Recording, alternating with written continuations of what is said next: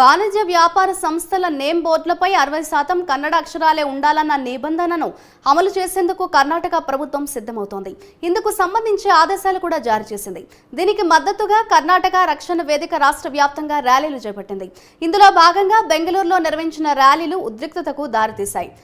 కెంపెగౌడ అంతర్జాతీయ విమానాశ్రయంతో పాటు పలు ప్రాంతాల్లో రెచ్చిపోయిన ఆందోళనకారులు హోటళ్లు, దుకాణాలపై ఆంగ్లంలో ఉన్న నేమ్ బోర్డులను తొలగించారు. ఇందుకు సంబంధించిన వీడియోలు సామాజిక మాధ్యమాల్లో వైరల్గా మారాయి.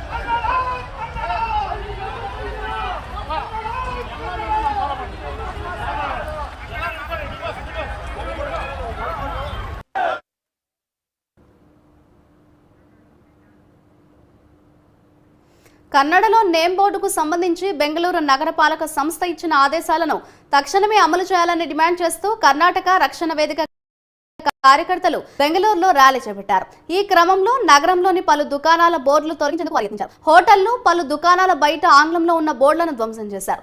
మరికొన్ని షాపుల పేర్లపై నల్ల రంగు చల్లారు. ఆందోళనకారుల చర్యలను అడ్డుకున్న పోలీసులు వారిని కస్టడీలోకి తీసుకున్నారు. ఈ వివాదంపై బృహత్ బెంగళూరు మహానగర సంస్థ చీఫ్ కమిషనర్ తుషార్ గిరినాథ్ స్పందించారు. ఈ ఆదేశాలు ఫిబ్రవరి 28 నుంచి అమల్లోకి వస్తాయని, వాటిని పాటించకుంటే సంస్థలపై చర్యలు ఉంటాయని అన్నారు.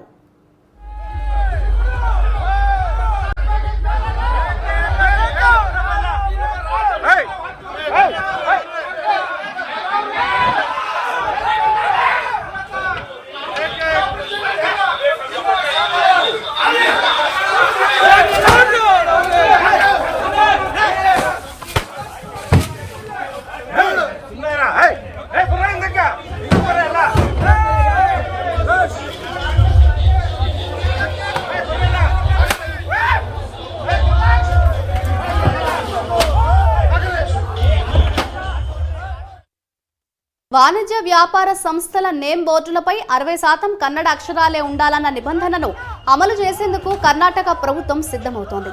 ఇందుకు సంబంధించి ఆదేశాలు కూడా జారీ చేసింది. దీనికి మద్దతుగా కర్ణాటక రక్షణ వేదిక రాష్ట్ర వ్యాప్తంగా ర్యాలీలు చేపట్టింది. ఇందులో భాగంగా బెంగళూరులో నిర్వహించిన ర్యాలీలు ఉద్రిక్తతకు దారితీశాయి. కెంపెగౌడ అంతర్జాతీయ విమానాశ్రయంతో పాటు పలు ప్రాంతాల్లో రెచ్చిపోయిన ఆందోళనకారులు హోటళ్లు, దుకాణాలపై ఆంగ్లంలో ఉన్న నేమ్ బోర్డులను తొలగించారు. ఇందుకు సంబంధించిన వీడియోలు సామాజిక మాధ్యమాల్లో వైరల్గా మారాయి. కన్నడలో నేమ్ బోర్డుకు సంబంధించి బెంగళూరు నగరపాలక సంస్థ ఇచ్చిన ఆదేశాలను తక్షణమే అమలు చేయాలని డిమాండ్ చేస్తూ కర్ణాటక రక్షణ వేదిక కార్యకర్తలు బెంగళూరులో ర్యాలీ చేపట్టారు. ఈ క్రమంలో నగరంలోని పలు దుకాణాల బోర్డులు తొలగించేందుకు యత్నించారు. హోటళ్లు, పలు దుకాణాల బయట ఆంగ్లంలో ఉన్న బోర్డులను ధ్వంసం చేశారు. మరికొన్ని షాపుల పేర్లపై నల్ల రంగు చల్లారు. ఆందోళనకారుల చర్యలను అడ్డుకున్న పోలీసులు వారిని కస్టడీలోకి తీసుకున్నారు. ఈ వివాదంపై బృహత్ బెంగళూరు మహానగర సంస్థ చీఫ్ కమిషనర్ తుషార్ గిరినాథ్ స్పందించారు. ఈ ఆదేశాలు ఫిబ్రవరి 28 నుంచి అమల్లోకి వస్తాయని, వాటిని పాటించకుంటే సంస్థలపై చర్యలు ఉంటాయని అన్నారు.